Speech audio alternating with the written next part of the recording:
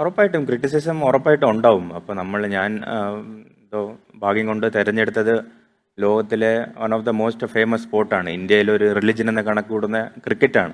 Indian ടീമിലെ ക്രിക്കറ്ററാണ് ഞാൻ. ലോകത്തിലെ ഏറ്റവും വലിയ ടീമിലെ ഒരു പ്ലെയറാണ്. അപ്പോൾ അത്രയും വലിയൊരു സ്റ്റേജ് നിൽക്കുമ്പോൾ ഭയങ്കര നോർമലാണ്. നമുക്ക് ക്രിറ്റിസിസം ഉണ്ടാവും, നല്ല സൈഡും ഉണ്ടാവും, ചീത്ത സൈഡും ഉണ്ടാവും. ഇതൊക്കെ ഭയങ്കര ഒരു നോർമലായിട്ടുള്ള ഒരു അക്സെപ്റ്റൻസ് വരും. നമ്മൾ ചെറുപ്പത്തിൽ അക്സെപ്റ്റ് ചെയ്തില്ലെങ്കിലും നമ്മൾ കുറച്ച് കഴിയുമ്പോൾ അക്സെപ്റ്റൻസ് വന്ന് തുടങ്ങും. അന്ന് അറിയാതെ ചെയ്തു പോകും, വേറെ വഴിയില്ല.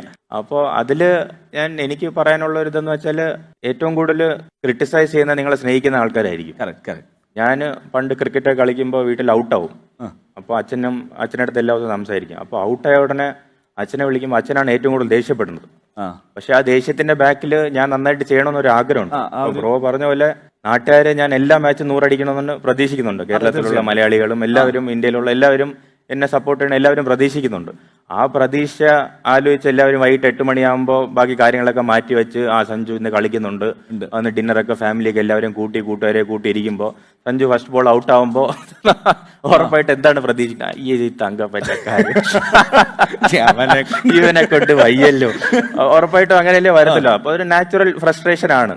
അപ്പോൾ അതിനെ ഞാൻ നല്ലൊരു മൈൻഡ് സെറ്റിൽ ഇരിക്കുകയാണെങ്കിൽ ഞാൻ അതിനെ അവിടെ തന്നെ അങ്ങ് ഓക്കെ, അവർക്ക് എന്തോണോ റിയാക്ട് ചെയ്യാം. അതിന്റെ ബാക്കിൽ പലതും കാണും. ചിലപ്പോൾ ഇഷ്ടപ്പെടുന്നുണ്ടായിരിക്കും, ചിലപ്പോൾ ഇഷ്ടപ്പെടാത്തതുണ്ടായിരിക്കും. അപ്പൊ അത് അവിടെ തന്നെ ഒരു ദൂരെ തന്നെ വന്ന് എൻജോയ് ചെയ്ത്, ഇല്ലെങ്കിൽ ഇഗ്നോർ ചെയ്ത് ആ രീതിയിൽ അങ്ങ് പോകും. പിന്നെ ഏറ്റവും കൂടുതൽ നമുക്ക് സംസാരിക്കാനും ആൾക്കാർ കൂടെ വേണം. ഈ ഒരു കരിയറും ലൈഫും എന്തൊക്കെ ആയാലും കൂടെ നല്ല ഒരു സപ്പോർട്ട് സിസ്റ്റം അത്യാവശ്യമാണ്. തീർച്ചയായിട്ടും. അപ്പോൾ ഇങ്ങനത്തെ ഒരു ക്രിറ്റിസിസം ഉണ്ടാവുമ്പോൾ ഞാനിത് എന്റെ മനസ്സിൽ വെക്കാതെ എന്റെ കൂടെ ഉള്ള ആൾക്കാർക്ക് ഷെയർ ചെയ്യും. നല്ല മെന്റേഴ്സ്, കോച്ചസ് ഉണ്ട്, വൈഫിനടുത്ത്, ചാരുന്റെ അടുത്ത് ഷെയർ ചെയ്യും. അപ്പോൾ നമ്മൾ അതിനെയൊക്കെ സംസാരിച്ച് ഒരു കൺക്ലൂഷനിലെത്തി മുന്നോട്ട് പോകുമ്പോൾ നമുക്ക് പിന്നെ ആ ഒരു ഫ്രസ്ട്രേഷൻ മനസ്സിന്റെ ബാക്കി കാണില്ല. അപ്പോൾ ആ രീതിയിലാണ് ഇതിനൊക്കെ ഞാൻ ഫേസ് ചെയ്യണത്. എന്ത് വന്നാലും നമുക്ക് അത് സോർട്ട് ചെയ്ത് മുന്നോട്ട് പോകാം എന്നുള്ളൊരു മൈൻഡ് സെറ്റ്, അതാണല്ലോ ആദ്യം വേണ്ടത്. ഉറപ്പായിട്ടും ചിലപ്പോൾ സോർട്ട് ചെയ്യണം, ചിലപ്പോൾ സോർട്ട് ചെയ്യാതെ വിടുകയും വേണം. ചെറിയ ദേഷ്യവും ചെറിയ ആങ്കറൊക്കെ വേണം ലൈഫിൽ. ചില സമയത്ത് അതൊക്കെ ഉപയോഗിക്കുകയും ചെയ്യാം, ചില സമയത്ത് മാത്രം. ഏറ്റവും വലിയ ക്രിട്ടിക്കാരാ ലൈഫിൽ? നേരത്തെ പറഞ്ഞ അച്ഛനാണോ, ഇപ്പം ചാരു ആണോ? ചാരു അത്ര വലിയ ക്രിട്ടിക് അല്ല. ഏറ്റവും കൂടുതൽ സപ്പോർട്ട് തരുന്ന ചാരുവാണ്. അപ്പോൾ നമ്മുടെ ലൈഫിൽ ഏറ്റവും വലിയ സപ്പോർട്ട് സിസ്റ്റം ആരെന്ന് ചോദിച്ചാൽ നമ്മുടെ കുറെ കോച്ചസ് ഉണ്ട്, കുറെ മെന്റേഴ്സ് ഉണ്ട്, പിന്നെ കുറെ കൂട്ടുകാരുണ്ട്, പിന്നെ ഫാമിലി ഉണ്ട്. പക്ഷെ ഇപ്പോഴും എന്റെ ലൈഫിൽ കുറെ വർഷങ്ങളായിട്ട് ഏറ്റവും കൂടുതൽ സപ്പോർട്ട് സിസ്റ്റം എന്റെ വൈഫാണ്. ഫ്രണ്ടിലൊന്നും വരാതെ ഒന്ന് ബാക്കി ഇരുന്ന്, പക്ഷെ നമുക്ക് എപ്പോഴും അവൈലബിൾ ആയിട്ട്. അല്ല, പുള്ളിക്കാരി പഠിച്ച് ഇവിടെ എന്തോ വലിയ സംഭവമൊക്കെയാണ്, ഡിഗ്രി ഒക്കെ എടുത്ത് BA കെമിസ്ട്രിയോ എന്തൊക്കെയോ ആണ്, MAയോ എന്താണ്, MA first class, third class, എന്തോ വലിയ സംഭവമൊക്കെ പഠിച്ച് വലിയ പാസ്സായ ആളാണ്.